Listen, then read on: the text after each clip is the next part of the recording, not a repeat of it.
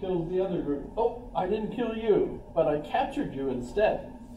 But I could have killed you. I still could kill you.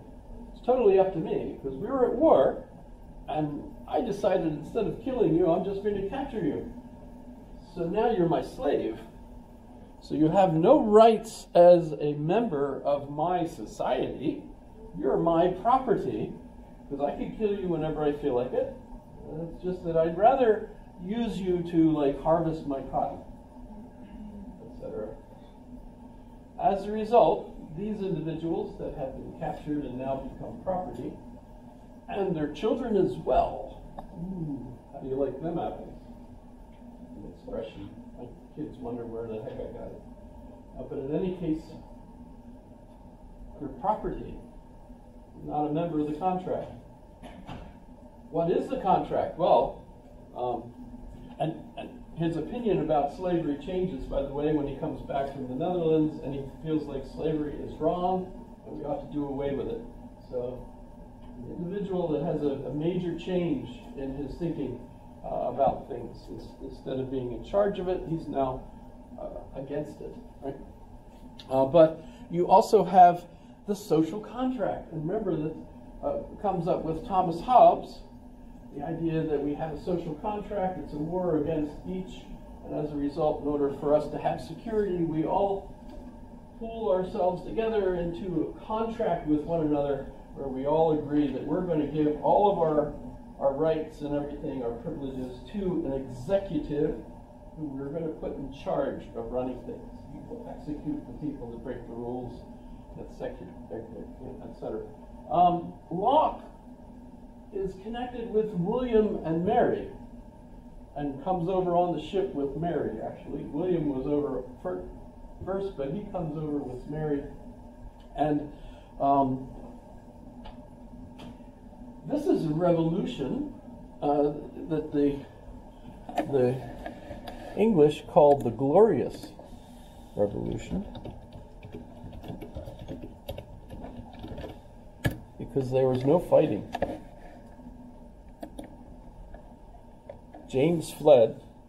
He knew he was in trouble. And William was invited to come and be king with Mary. And actually, Mary was important to this because Mary was by rights the more closely relative to King Charles. So she comes as the queen, and William is going to be the king because, well, he's married to her, but he's also a cousin. In any case, they come.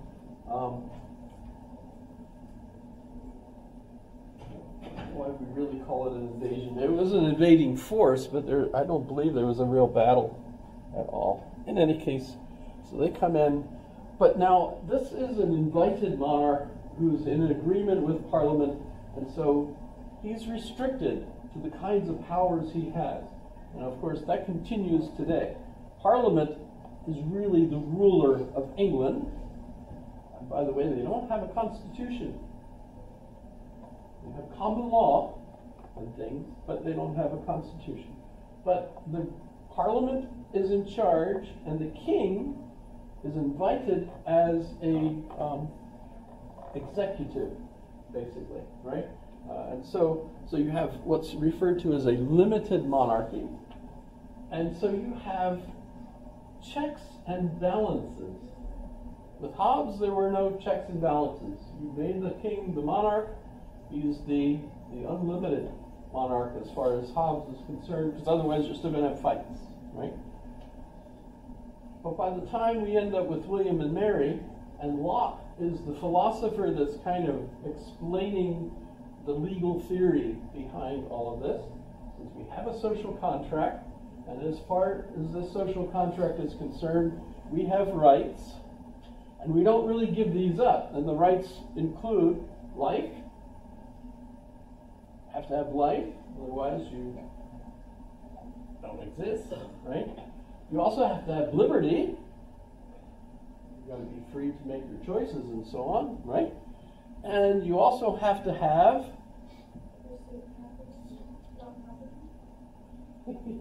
you know, yes. That's exactly a problem. Locke says property. You can't live without property. Try it. You end up freezing to death down on one of the park strips. You know, those folks are having trouble as it gets colder, etc. And even so, notice as you drive by the different campsites, they have lots of property. It's just not really very, you know, well organized, etc. Right? You need property. Humans aren't really designed to just run around stark naked in the woods, eating berries. You know, it just doesn't really work that way. Only in the Monty Python, Life of Brian, you see anybody that's lived for quite a long time just in a ditch. And that's a joke, right? In any case, we have a contract, and that contract says we have the right to life, liberty, and property. Jefferson and the others were actually writing property in the New Experiment documents when people had an argument over it, because, you know, if I give everybody the right to property, where are they going to get this property from? Are they going to take mine? I don't want them taking my property. So they discussed, they still wanted three things at least, so they gave happiness. We can you know, pursue happiness. Everybody has a right to that. So that's a difference from Locke. So Locke is this a social contract, and I love asking the question. In fact, what is the quiz question today?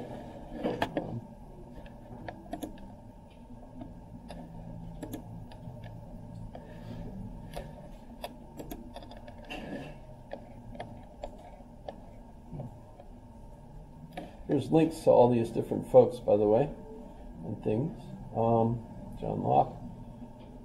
And so the quiz question for today is, what do you think of Locke's materialism? I haven't discussed that yet, so I will make sure I do that. But I think on the test question I asked, what do you think about the rights? What rights do we have?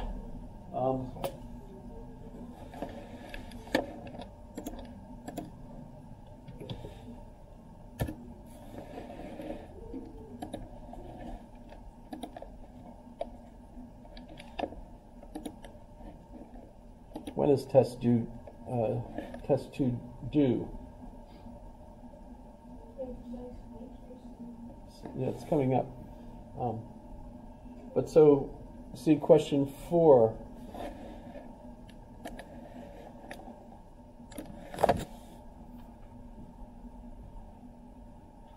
A major thing I'd like to point out is we grow up in this country getting educated to think that this is absolutely God-given rights. We have God-given rights as human beings. Yes? All heard that? What studying history shows you is that it was absolute nonsense at the time. King George, what? Rights. Off with their head. That's actually the Red Queen, right? Sorry, that's Alice in Wonderland. Skip it. What do you think should be our inalienable rights? Well, they're the ones that are thinking these up. And they do think. I'm not saying that they don't believe that they're God-given rights. I think they thought they were God-given rights, but they were inventing this. And today, by the way, we have lots more God-given rights.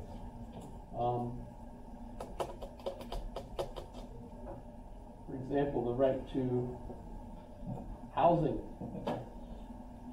If you ask Suzanne LaFrance, our current mayor, do people that are homeless have a right to housing? Her answer, I'm sure, will be yes. They have a right to housing. Health care. How many folks think health care is a right?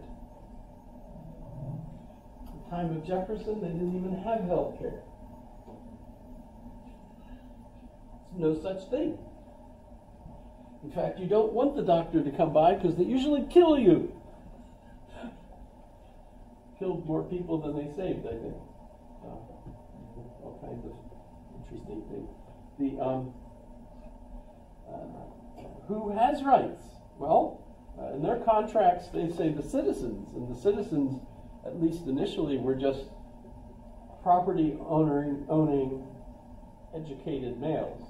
Yes, that's who they thought. This, they're all in a room together, and they say we have the same rights that King George has, which King George wouldn't have accepted, of course, at all.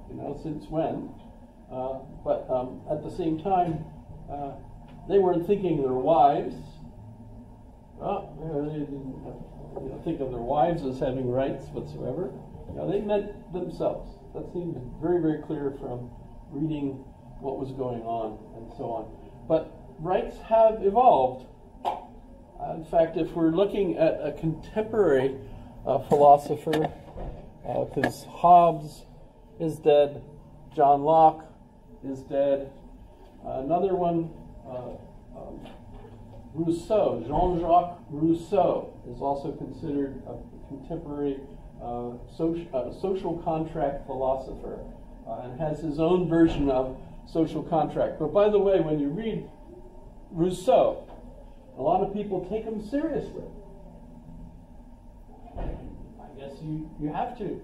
But he was a composer of operas first.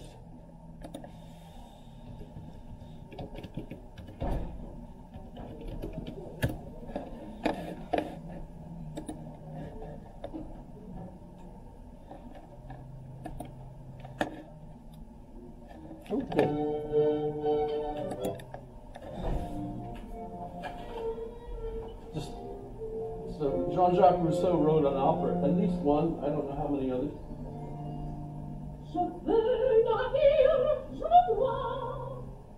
It's French, by the way.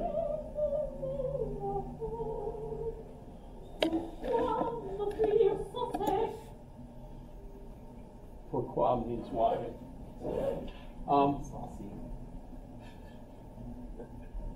In any case, it was pretty popular, but he was disappointed. He didn't get the feeling of success, and so he wrote to his friend Voltaire. And Voltaire wasn't really named Voltaire; that was his nickname. But in any case, he wrote to his friend Voltaire and says, "How do I become famous?" And Voltaire wrote back, and the two of them, when you read them, keep in mind that even though they were friends, they were nasty in their remarks to one another, that kind of friendship, but they're friends, it's very clear. In any case, Voltaire writes back, "Write books saying just the opposite of what everybody believes." And he does. He writes a book, Emile, about education. The best education for a child is no education. Let the kid come to you if they have questions, and then answer them. It should be child-centered education. They teach this crap in our School of Education department, as if it's right. I'm sorry, but he didn't realize Rousseau was joking.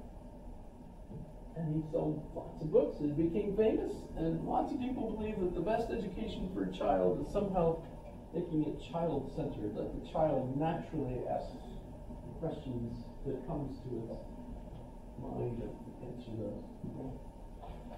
He writes another book on the social contract.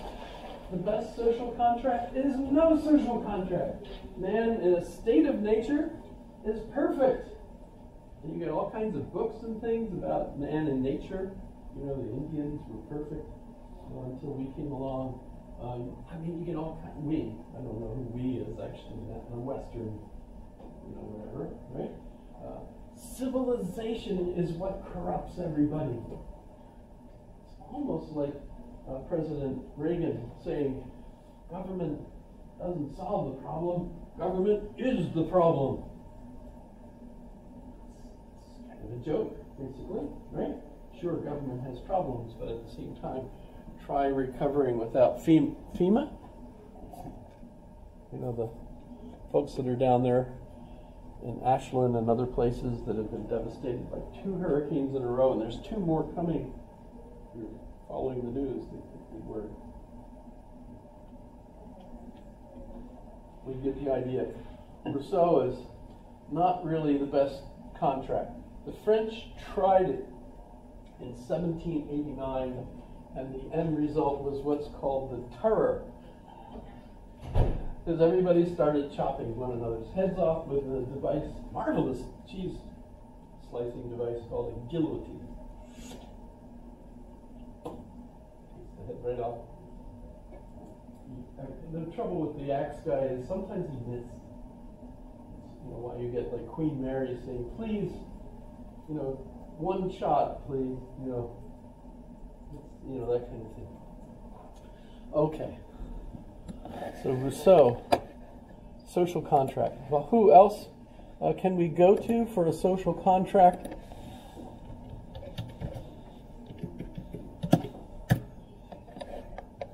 Because the